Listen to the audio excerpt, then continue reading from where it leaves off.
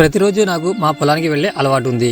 అలా ఈ రోజు కూడా నేను మార్నింగ్ బ్రష్ చేసుకుని మా పొలానికి బయలుదేరాను. పొలం దగ్గరికి వెళ్లి చూస్తుంటే పచ్చగా ఉండాల్సిన పొలం పసుపు రంగులో మారిపోయింది. దీని అమ్మ 2 రోజుల క్రితం వచ్చినప్పుడు మంచిగా ఉన్న పొలం ఈ రోజు ఇలా ఉండేసరికి ఏం చేయాలో తెలియక దిగులుగా కూర్చున్నాను. పక్కన ఉన్న పొలాలు కూడా చూశాను. పక్కన ఉన్న పొలాలని పచ్చగానే ఉన్నాయి, కానీ మా పొలం మాత్రమే పసుపు రంగులో మారిపోయింది. అలాగే పొలం ఎలా ఉందని 4 పక్కలు తిరిగి చూశాను. కొంతవరకే ఇలాంటి తెగులు సోకింది. అక్కడ కొన్ని మొక్కలు మాత్రమే వాడిపోతున్నాయి. అక్కడ కూర్చుని వెరిగి తిరుగుతూ పొలంలోని మొక్కలను ఒక్కసారిగా ఏరవడం మొదలు పెట్టాయి. వాళ్ళ దగ్గరికి వెళ్ళాను. వాళ్ళ దగ్గరికి వెళ్ళగానే ఈ మాయాదారి వైరస్ మాకు సోకింది. ఎలాగైనా మా ప్రాణాలు కాపాడమని ఏడుస్తూ మొక్కలు చెప్తున్నాయి. వాళ్ళని ఏమీ మీరు భయపడవద్దు అని ఓదార్చి వెనక్కి తిరిగి వచ్చేసాను.